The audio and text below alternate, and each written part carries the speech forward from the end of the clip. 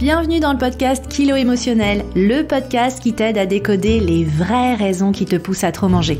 Je suis Johanna Verdi, coach de vie, auteure du guide Mon cahier Kilo Émotionnel, créatrice du programme Déjeuner en paix et moi-même ancienne mangeuse compulsive. Si la nourriture te rend dingue, si tu te jettes sur la bouffe à la moindre contrariété, si tu rêves de perdre du poids mais que tu es incapable de tenir un régime plus de 2 jours ou 2 heures consécutives, tu es au bon endroit. Avec ce podcast, je vais te montrer comment sortir de l'obsession alimentaire et faire la paix avec ton assiette et ta balance pour que tu puisses enfin consacrer ton énergie à ce qui compte vraiment.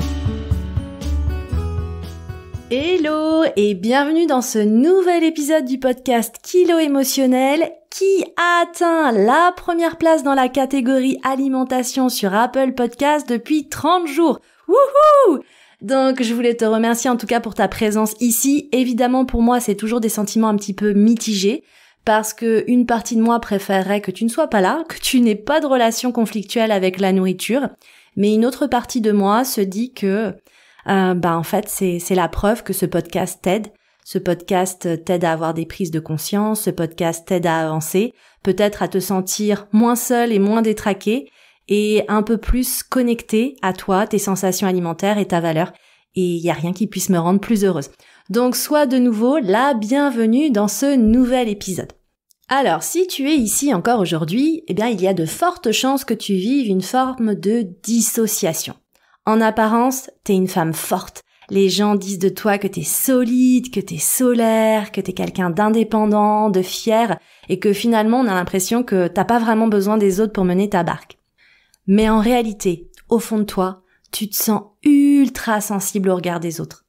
Les avis des autres, les commentaires des autres sur toi, sur ton apparence, sur ta façon de mener ta vie, en vrai, ça te touche puissance XXL. Même si tu montres rarement, voire jamais ce que tu ressens vraiment. Au fond, t'es vraiment touché au cœur, t'es blessé, facilement vexé, mais t'as du mal à dire les choses et tu manges pour étouffer l'injustice, la déception, la frustration. Et évidemment, tu voudrais que ça change. Tu voudrais être plus forte. Tu voudrais ne plus te soucier du regard des autres. Mais, tu sais, c'est comme avec la nourriture. La réponse, c'est pas de créer plus de tension et plus de résistance. La réponse, elle est à chercher dans ces relations qui créent aujourd'hui en toi de la tension et qui aggravent tes compulsions et sabotent tes efforts. Alors, dans cet épisode, je te propose de prendre un peu de hauteur sur ces relations que tu as avec les autres et sur toutes ces situations qui impliquent d'autres personnes et qui, au final, te font trop manger. Alors, pour commencer, je vais t'expliquer pourquoi tu n'arrives pas à t'affranchir du regard des autres, que ce soit conjoint, partenaire, parents, amis. Pourquoi est-ce que leur regard et leur comportement t'impactent autant?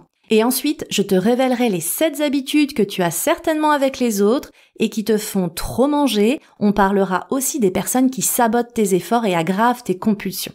Et enfin, reste avec moi jusqu'au bout parce que je te partagerai le truc à faire pour que ça change. Alors, pour commencer, allons explorer déjà pourquoi est-ce que on prend tout à cœur. C'est vrai, la vie des autres, leur comportement, leur silence, ça nous plombe. Pourquoi? Déjà parce qu'en fait, on a une faible estime de nous. Depuis toute petite, des événements nous ont fait douter de notre valeur. Et le truc, c'est que nous, on a fait l'expérience très jeune de traumas en tout genre. Encore une fois, le trauma, c'est vraiment multifacette, il n'y a pas de petit ou de grand trauma. Ce qui compte, c'est la trace, la blessure que ça a laissé en nous. Et clairement, ça en a laissé des traces. On s'est senti abandonné, on s'est senti peut-être rejeté, mis à l'écart, en insécurité. On a fait face à du harcèlement, à des injustices, peut-être à de la négligence émotionnelle de nos parents. Bref, on fait face à toute une palette d'expériences qu'on vit de façon douloureuse. Et je parlerai d'ailleurs dans le prochain épisode de ces 7 blessures dans l'enfance qui continuent de nous poursuivre à l'âge adulte. Donc voilà, on doute déjà beaucoup depuis le plus jeune âge, on se juge, on se compare. Pour rappel, j'ai fait tout l'épisode 12 consacré à la comparaison. On fait ça constamment, c'est vraiment une façon finalement de nous jauger et de nous rassurer. Mais en fait, on n'est pas consciente de notre valeur. Et au fond de nous, on pense que les autres savent mieux que nous, font mieux que nous, sont mieux que nous. Alors, pour faire face à tout ça, on développe une carapace pour se protéger. Parce que oui, nous, on est généralement hypersensibles. Et dans notre enfance et notre adolescence, on a encaissé, on a traversé des épreuves, on a absorbé, on a souffert. Et ça, on n'en veut plus. On ne veut plus ressentir cette douleur et cette souffrance. Alors, on développe des comportements pour se protéger des autres, se rassurer et trouver sa place. On mange, oui, c'est vrai, mais pas seulement. On crée aussi et surtout une sorte d'armure. On devient la nana marrante, la nana joviale, la bonne amie sur qui on peut compter, celle à qui on vient se confier. Mais nous, on lâche rien.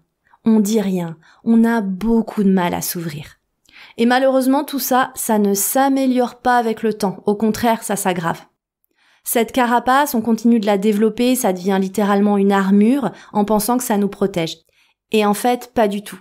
Parce que ce qui se passe, c'est que toutes les choses qui nous touchent restent enfermées à l'intérieur de nous.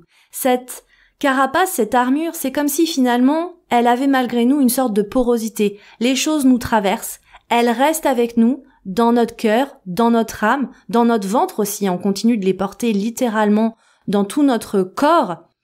Mais l'armure empêche que toutes ces émotions puissent trouver le chemin de la sortie. Et ces émotions restent prisonnières avec nous. Et résultat, rien ne sort.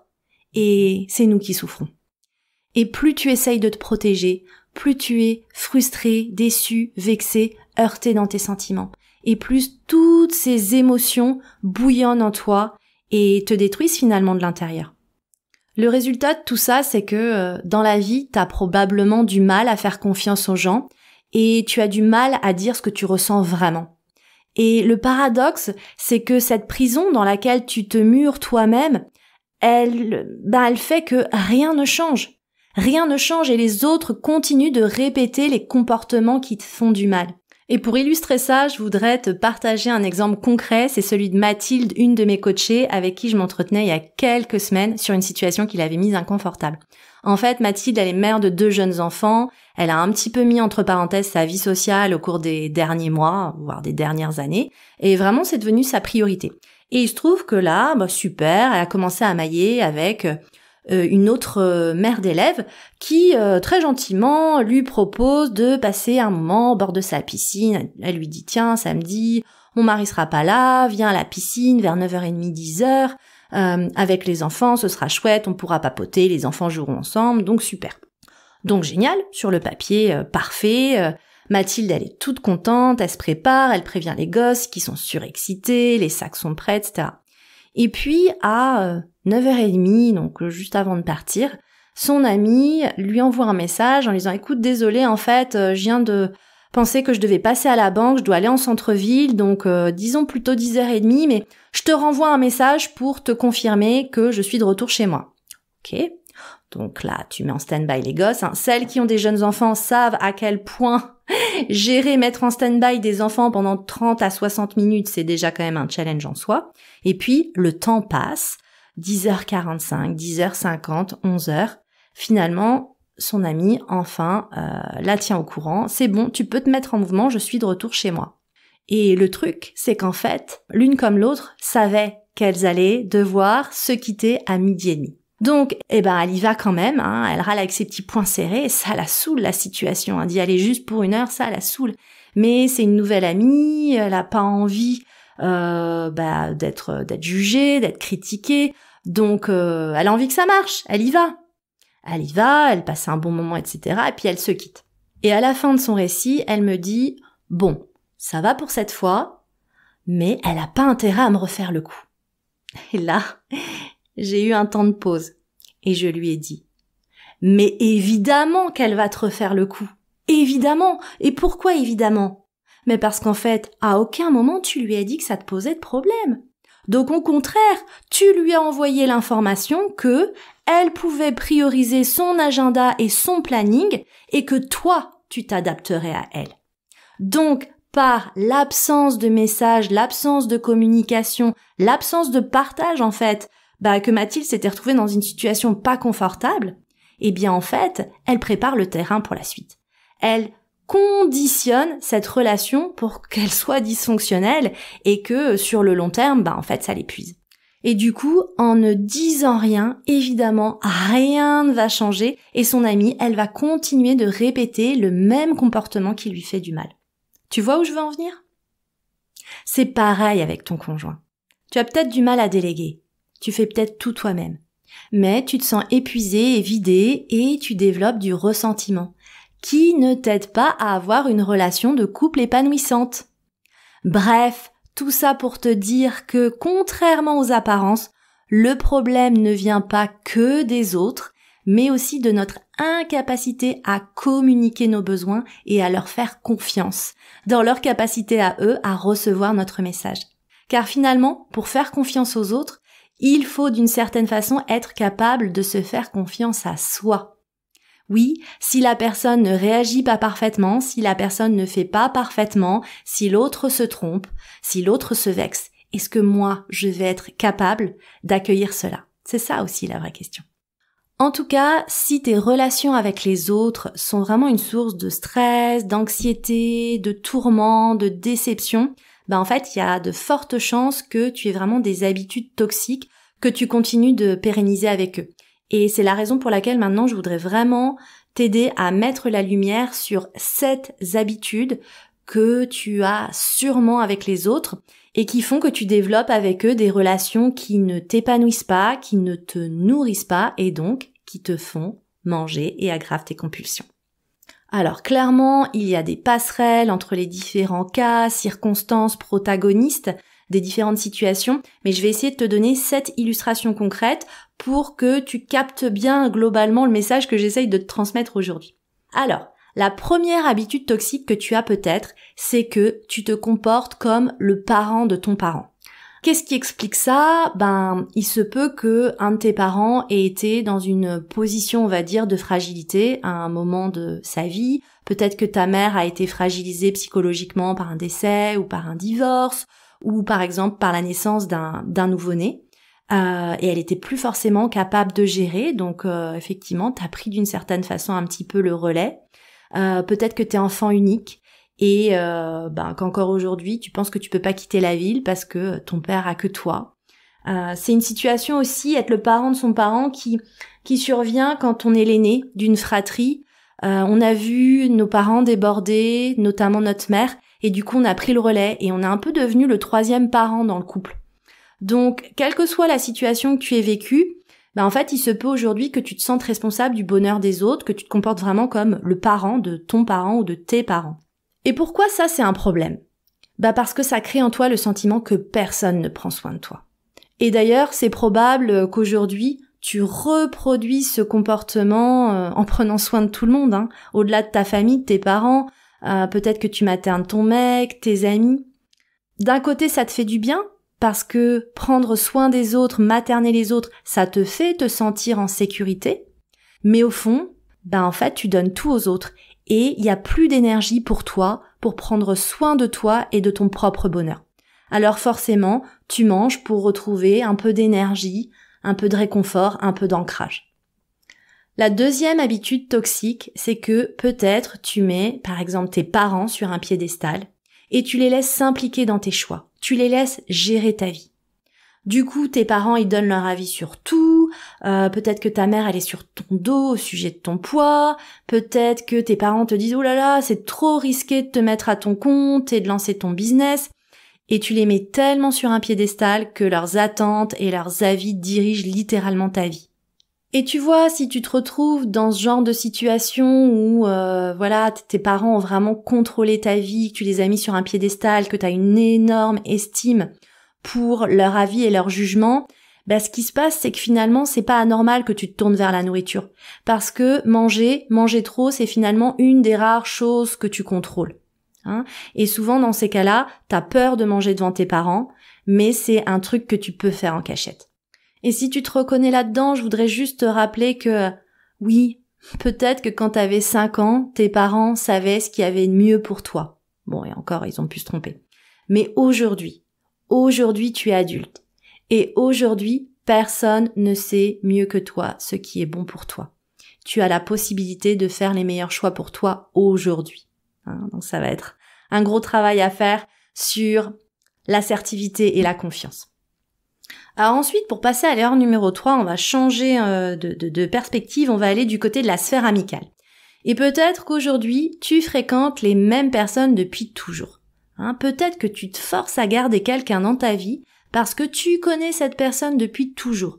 Mais en fait, cette personne, elle n'enrichit pas ta vie. Et toi, clairement, tu es quelqu'un qui a besoin d'être stimulé, d'être enrichi, d'être nourri. Et être nourri, ça veut dire quoi? Ça veut dire découvrir des nouveaux centres d'intérêt, découvrir des nouveaux horizons. Et puis niveau amitié, peut-être que tu passes aussi trop de temps avec des personnes qui n'ont pas de profondeur. On va pas se mentir, les petites conversations creuses, les commérages, ça peut divertir un temps. Mais ce qui va vraiment te nourrir en profondeur, ça va être les connexions profondes. Et ces connexions profondes, elles vont venir de ta capacité à creuser plus profondément auprès de personnes qui sont prêtes à s'ouvrir et qui ont de la profondeur. Ces vrais amis qui ont de la profondeur, qui ont une richesse intérieure, ils sont un véritable trésor dans le sens noble du terme et il faut les chérir. Malheureusement, tout le monde n'a pas de profondeur aujourd'hui et je t'invite un petit peu à scanner ton entourage pour voir ce qu'il en est.